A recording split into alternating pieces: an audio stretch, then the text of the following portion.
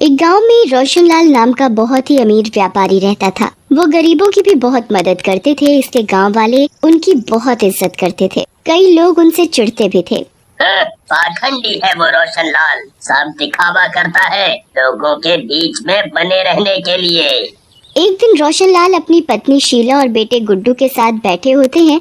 तभी रोशनलाल को जोर का दिल का दौरा आता है और उनकी मौत हो जाती है। ये आपको क्या हो गया? आंखें खोलो जी, मैं आपको हॉस्पिटल ले चलती हूँ। पिताजी, पिताजी आंखें खोलिए पिताजी। उधर कालीचरण मन ही मन खुश हो रहा होता है।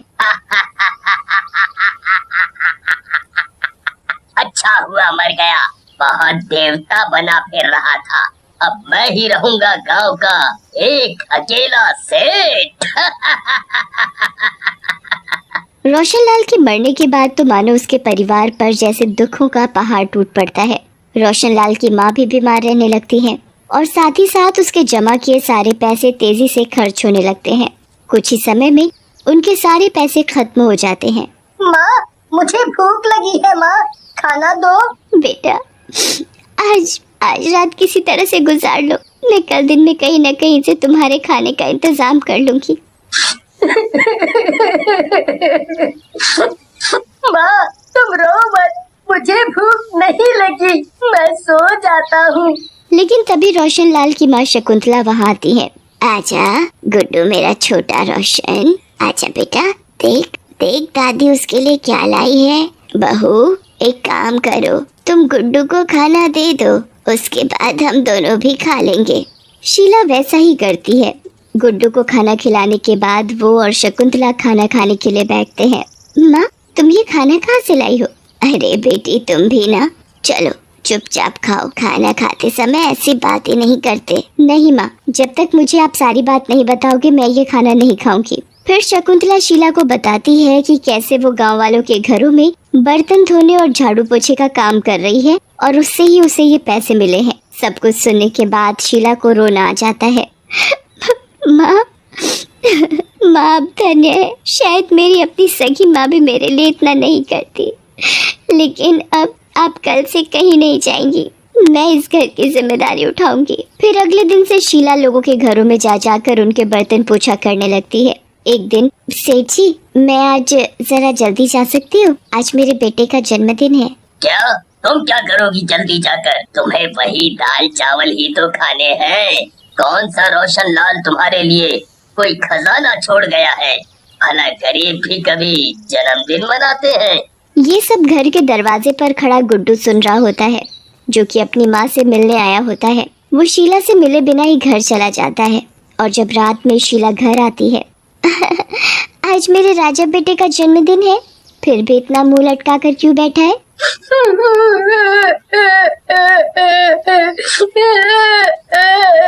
माँ, मैंने सेठ कालीचरण के यहाँ हुई सारी बात सुन ली है। आप वहाँ मत जाया करो, नहीं तो मैं उसका मुंह तोड़ दूंगा। आपको कितना भला बुरा कहता है। वो मुझे भला बुरा थोड़ी कहता है बेटा, वो तो ऐसा इसलिए कहता है क्योंकि वो तुम्हारे पिताजी जैसा नहीं बन पाया, ना समाज में उसकी इतनी इज्जत हुई जितने तुम्हारे पिताजी की थी। बस इन सब से वो चलता है। और ये मरने मारने की बात कहाँ से सीख रहे हो? बनना है तो अपने पिताजी जैसा बनो। देखा था ना सब उनकी कितनी इज्जत किया करते थे। तुम ठीक कहती हो माँ, मैं अब से पिताजी जैसा बनने की कोशिश करूँगा। वो गांव के बाहर एक कूड़ेदान के पास बैठा होता है। तभी उसे कुछ कांच की बोतलें मिलती हैं। वो उन्हें इकट्ठा करता है और एक बड़े कबाड़ी को बेच देता है।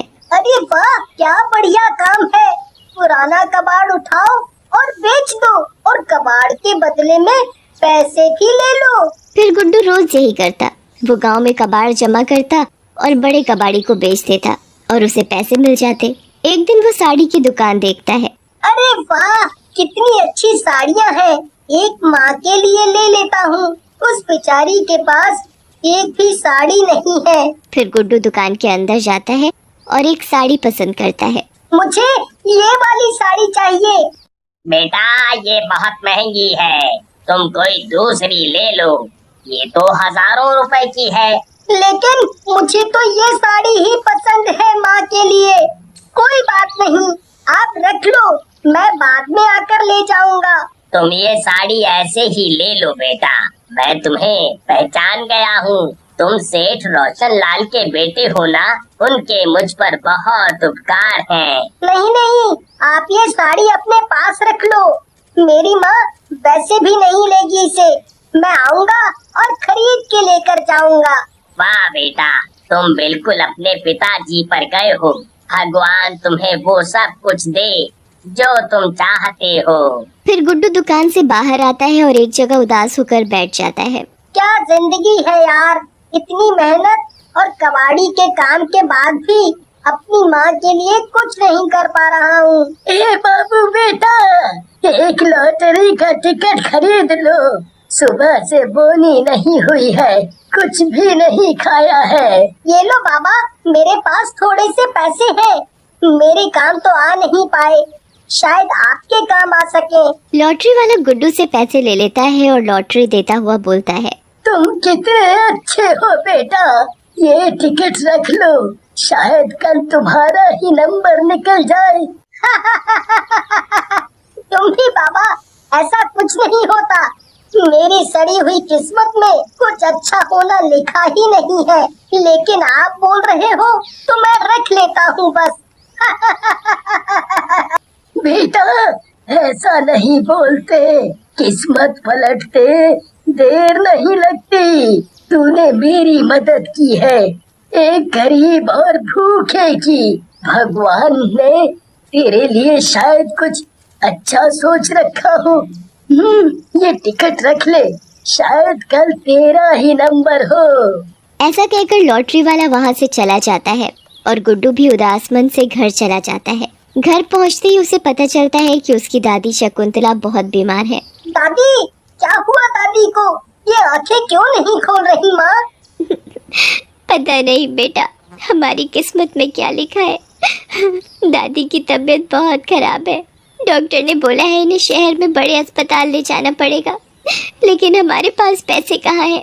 माँ, कल हमारे पास पैसे आ जाएंगे, ये देखो लॉटरी का टिकट। फिर गुड्डू शीला को दिन में उसके साथ हुई सारी बात बताता है। ओह, तो कितना भोला है बेटा, भला कभी ऐसा होता है? लॉटरी ऐसे नहीं निकलती। मुझे तो चिंता हो रही है, हम दादी को शहर कैसे ले जाएंगे? अब ले देकर ये घर ही बचा है, इसे भी बेचना पड़ेगा।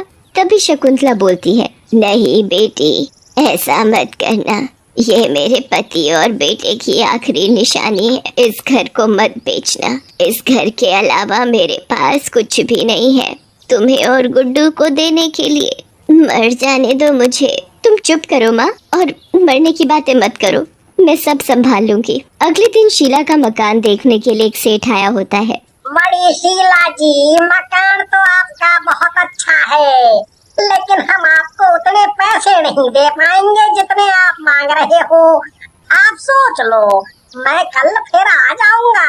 ऐसा कहकर वो सेठ वहाँ से चला जाता है। गुड्डू और शीला उदास होकर बैठ जाते हैं।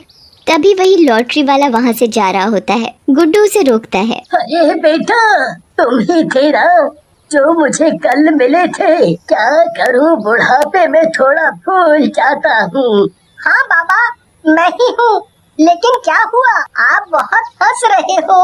लगता है बेटा तुमने वो लॉटरी का नंबर चेक नहीं किया, क्यों? तब तक शीला भी वहाँ आ जाती है। अरे बाबा, क्या होगा मिलाकर भी, अब तो लगता है भगवान ने हमारी किस्मत की रेखा बनाई ही नहीं।